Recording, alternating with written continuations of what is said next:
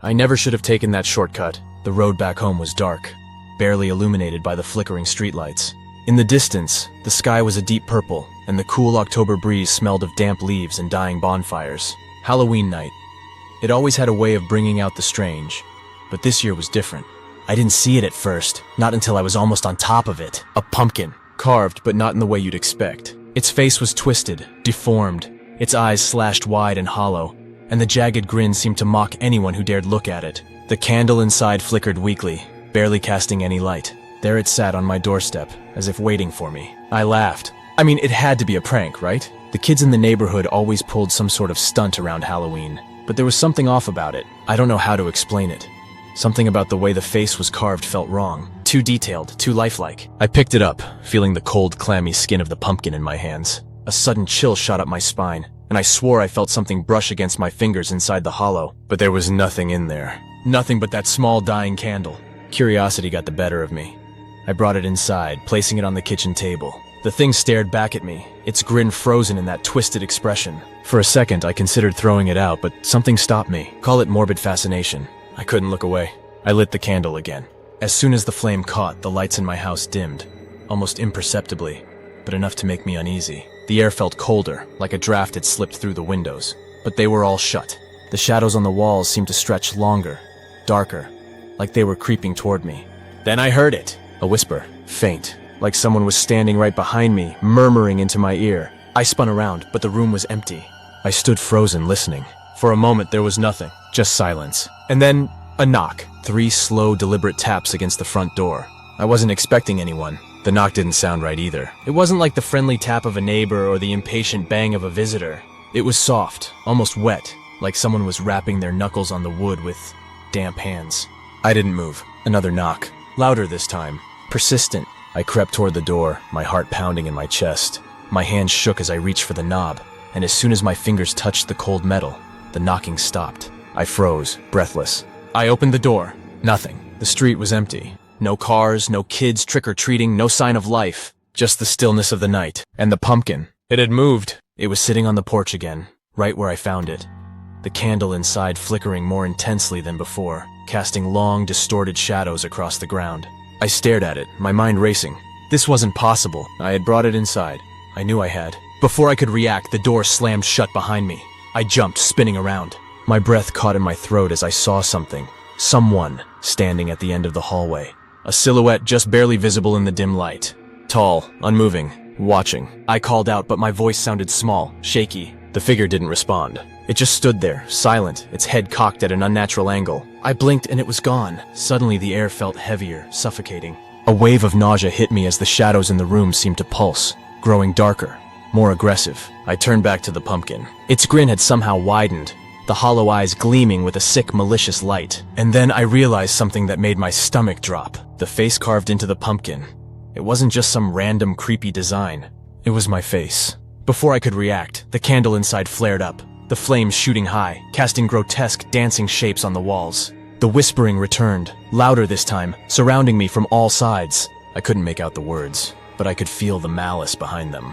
The air buzzed with tension, thick with the stench of sulfur. I backed away, my pulse racing, and that's when I saw it. Scrawled across the walls in what looked like dark, dripping ink were words. Words that hadn't been there before. "I'm coming for you!" I stumbled back, heart hammering in my chest, as the lights in the house flickered wildly. The shadows twisted and writhed as if alive, reaching for me, closing in. My breath hitched as a figure emerged from the darkness, crawling out from the shadows, its body contorting unnaturally, joints cracking as it moved closer. I didn't have time to scream before the lights went out. When the lights snapped back on, I was on the floor gasping for air. My head throbbed like I'd been hit, but I knew I hadn't fallen. The room was still, too still. The only sound was the frantic beating of my heart, and that whispering. The eerie, guttural sound that now seemed to come from everywhere and nowhere at once. I scrambled to my feet, my back pressed against the wall. The pumpkin. That thing was still sitting on the porch, its candle burning with an unnatural, sickly glow. But now the air felt wrong. Heavier, darker. The temperature in the house had dropped to an icy chill, and I could see my breath in front of me. My skin prickled, every instinct telling me to run, to get out. But I couldn't. Something held me there, like an invisible weight pressed down on my chest. And then I saw it. The door to the basement, just across the hall, creaked open slowly, inch by agonizing inch. until it hung there, black and yawning, like a gaping mouth waiting to swallow me whole.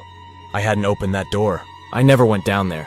My hands were shaking as I forced myself to move, each step heavier than the last. The whispering grew louder, more insistent. My mind raced, but the only clear thought was, don't go down there. But something was drawing me closer. The closer I got, the more the air seemed to hum with an unnatural energy. The sound a low, droning hum that buzzed in my skull. Against my better judgment, I reached the door. The darkness inside was thick, almost alive, swallowing the weak light from the hallway. There was nothing down there. It had always just been a normal basement. But tonight it felt like something was waiting. I gripped the doorknob, my palms slick with sweat. A deep, primal fear curled in my gut as I peered into the blackness below. And then from the depths, I saw something move. A shadow, slithering along the floor, too fast for me to make out. I yanked the door shut, my breath coming in ragged gasps. But even as I slammed it closed, I could feel it. Something was down there. Watching. Waiting. My phone buzzed in my pocket, jolting me out of my panic. I fumbled for it, hands trembling, desperate for a distraction. A message. No name. Just a number I didn't recognize. Do not light the candle again. My blood ran cold. I stared at the screen, my mind spinning. Was this another prank? One of the neighbors messing with me? But how would anyone know about the candle? About the thing outside? Another message. It's already too late. I dropped the phone. The whispering. It wasn't just in my head. It was real, growing louder, rising into a chorus of voices, all speaking at once, all saying the same thing. He's coming. He's coming. He's coming. I backed away from the door, my pulse hammering in my ears. The shadows in the house seemed to writhe, reaching out with long clawed fingers, as if the darkness itself was alive, waiting to pull me under. I stumbled into the kitchen, my mind spinning, trying to make sense of what was happening. But there was no sense to it. No logic. Just pure, unrelenting terror. I glanced back at the pumpkin on the porch, and my heart lurched in my chest. The face had changed. It was no longer my face, no longer twisted in that grotesque grin. Now it was someone else. Someone I didn't recognize, but they looked terrified. Their mouth was open in a silent scream, eyes wide with horror. And the candle inside was burning brighter, hotter, the flames licking the edges of the carved face, as if trying to escape. A loud crash echoed from upstairs, snapping me back to reality. My legs felt like lead as I moved toward the stairs, each step slow, deliberate, my skin crawling with the sense that I wasn't alone. The hallway stretched before me, impossibly long, the shadows at the far end swirling like smoke. Another crash, this time from the bedroom. I forced myself forward, each step heavier, the air thick with tension. The door to the bedroom was ajar, and as I pushed it open, a cold blast of air hit me in the face. The window was wide open, curtains flapping in the wind, but I hadn't opened it. The room was empty, no sign of a struggle. But something was wrong. The bed. On the bed, a shape under the covers, a body lying perfectly still. My breath caught in my throat. I didn't want to move closer. I didn't want to see who or what was under there. But I had no choice. My feet moved on their own, pulling me closer to the bed, closer to the shape that lay unnaturally still beneath the blankets. I reached out, fingers trembling, and pulled the covers back. There was nothing there. Just empty sheets, cold, undisturbed, as if no one had been in the bed at all. But then, as I stood frozen, I heard it, a low guttural growl. It didn't come from the room. It came from behind me. Slowly I turned. Standing in the doorway was a figure. Tall, thin, its face obscured by the shadows. But its eyes, those burning, glowing eyes pierced through the darkness, locked on me. It was smiling, a wide, toothy grin that stretched far too wide. And in its hand, it held the candle from the pumpkin, the flame flickering wildly. It spoke, its voice low and ragged, dripping with malice. He's already here. The lights flickered. The figure lunged, and everything went dark. When the darkness lifted, I found myself sprawled on the cold, hard floor. My entire body felt heavy, as if the air itself was pressing down on me. Every muscle screamed in pain, but it wasn't just physical. There was something more, something gnawing at the edges of my mind, like I'd brushed up against something far beyond human understanding. I pushed myself up, my head spinning. The house was silent, deathly so. No whispering, no creaking floorboards, just an oppressive stillness that weighed down on my chest. But something was wrong. The air smelled different, like burning wax and rotting leaves. The pumpkin, that cursed jack-o'-lantern. I knew it was still out there, sitting on the porch, its twisted grin mocking me. But now, it felt like it was inside me, like I could feel its presence crawling beneath my skin. I didn't dare look, but deep down, I knew the demon had been unleashed. I forced myself to stand, my legs shaky. The lights in the hallway flickered weakly, casting long, distorted shadows that seemed to stretch out toward me, their edges writhing like tendrils. My breath came in shallow gasps as I moved toward the front door. my mind screaming for me to leave, to run far away. But I couldn't. Something was holding me here. Something that wanted me to stay. As I reached the door, my hand hesitated on the knob. A voice, soft and barely a whisper, echoed through my mind. He's still watching. I yanked the door open, my heart pounding in my chest. The night outside was pitch black, the only light coming from the faint glow of the jack-o'-lantern on the porch. But it wasn't where I left it. It had moved again. This time it was right at the threshold. Its grotesque face tilted up toward me, the grin even wider, more menacing. The candle inside flickered violently, casting eerie, shifting shapes against the walls. And there, carved into the pumpkin's face, was a new set of eyes. They looked human, familiar. A cold realization crept over me as I stared down at it. The eyes were mine. I stumbled back, my stomach churning with horror. My mind raced, trying to make sense of it all, but there was no sense to be found.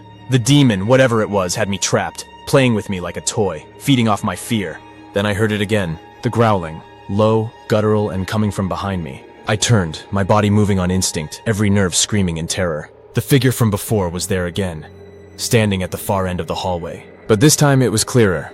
The shadows around it seemed to peel away, revealing more of its twisted form. It wasn't human, not anymore. Its skin was pale, almost translucent, stretched tightly over bones that jutted out at unnatural angles. Its fingers were long, clawed, scraping against the walls as it moved closer. And its face, God, its face was a grotesque imitation of the jack-o'-lantern.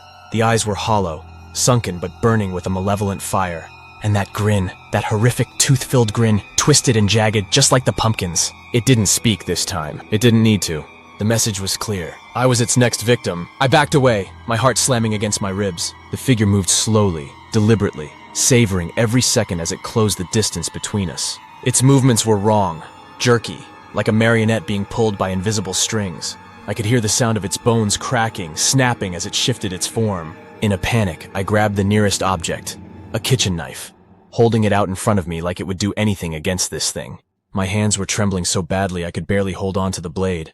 But I had no other choice. I had to fight. I had to survive. The figure paused, tilting its head, as if amused by my pathetic attempt at defense. Then with one swift motion, it lunged. I slashed at it, the knife cutting through the air. But it passed right through the figure as if it were made of smoke. I stumbled back, my chest heaving as the figure reappeared, standing just inches from me, its breath hot and rancid on my face. And then, without warning, it reached out. Its hand, long, skeletal fingers tipped with razor-sharp claws, plunged into my chest. I screamed, but the sound was swallowed by the darkness around me. I could feel the cold, burning sensation as its fingers wrapped around my heart, squeezing, crushing, but it didn't kill me. Not yet. Instead, the figure leaned in, its mouth twisting into that impossibly wide grin, and whispered in a voice that made my skin crawl. The candle must stay lit. With a violent shove, it threw me back against the wall. My vision blurred, my mind foggy with pain and terror, but I could still make out the figure standing over me, its form flickering like a dying flame. And then, just as quickly as it had appeared, it was gone. I lay there gasping for breath, my chest burning. I could feel something inside me, something foreign. It wasn't just fear anymore. It was him. The demon had marked me, claimed me. I struggled to my feet, every part of me screaming to run, but I couldn't escape the weight in my chest. The candle, the cursed jack-o'-lantern, still sat on the porch, its flame burning brighter, hotter, like it was feeding off my very soul. And then as I looked closer, I saw the face had changed again. This time it was no longer mine. It was someone else's. Someone I hadn't seen in years. Someone who was supposed to be dead. My brother, the one who had vanished on Halloween night 5 years ago. A loud bang from upstairs shattered the silence. Something heavy, something alive was moving around, scraping against the walls as if searching for something, or someone. And then, in the distance, I heard the soft click of the basement door opening again. The sound of the basement door creaking open echoed through the house, louder than it should have been, like a final mocking invitation. My heart pounded in my chest, and every instinct screamed for me to flee. But something inside me shifted. I was done running. If this demon wanted me, it would have to fight for my soul. I gripped the knife tighter, my fingers still trembling, but there was a newfound determination. This thing had taken my brother, and now it was trying to take me. I couldn't let it win. I wouldn't let it. The air around me seemed to hum with an unnatural energy as I made my way toward the basement. The hallway stretched before me like an endless tunnel, but I kept moving forward, my eyes locked on the open door. The whispers had returned, growing louder, more insistent. But this time I didn't let them get inside my head. The basement was pitch black, darker than the night outside. The air was thick with the stench of sulfur and decay. But there, in the center of the room, stood the jack-o'-lantern, its twisted face grinning up at me, the candle inside flickering with a sickly, unnatural light. And then I saw him, my brother. He was standing just behind the jack-o'-lantern, his face pale, his eyes hollow. But it was him, the same boy who had disappeared that night 5 years ago. His gaze met mine, and for a moment I saw a flicker of recognition, of hope. "Help me," he whispered, his voice barely audible over the demonic hum in the room. Tears stung my eyes as I stepped forward, knife still in hand. The demon was here. I could feel its presence, looming, waiting for its final strike. But it had made a mistake. It thought it had already won. I dropped the knife, realizing that brute force wasn't going to defeat this thing. This was a battle of wills, a battle I couldn't lose. My brother's life, my life, everything depended on it. The candle inside the jack-o'-lantern flared up, the flames twisting and writhing, and I could feel the demon's rage building. The shadows in the room shook violently, and the air buzzed with energy, but I stayed focused. I reached out toward the pumpkin, my hand trembling as I touched its cold, clammy surface. The demon's whispers intensified, now a cacophony of voices trying to break me, to scare me into submission. "You can't save him. You're too late. The candle must stay lit." But I knew what I had to do. The candle was its power source, its lifeline to this world, and I was going to take it away. With a deep breath, I reached into the pumpkin, my fingers wrapping around the base of the candle. The heat from the flame burned my skin, but I didn't let go. The demon howled, the room shaking violently as the shadows closed in around me, but I held firm. I pulled the candle free and with one swift motion blew out the flame. The moment the light died, the room plunged into silence. For a heartbeat, I thought it hadn't worked. The shadows still loomed, and the air was still thick with malevolence. But then, slowly, the darkness began to recede. The stench of sulfur lifted, replaced by the cool, crisp air of autumn. The oppressive weight on my chest vanished and the house fell still. I looked around, expecting something, anything to happen, but the shadows were gone. The whispers had faded, and the jack-o'-lantern, once so twisted and alive with malice, now sat lifeless on the floor, just an ordinary empty pumpkin.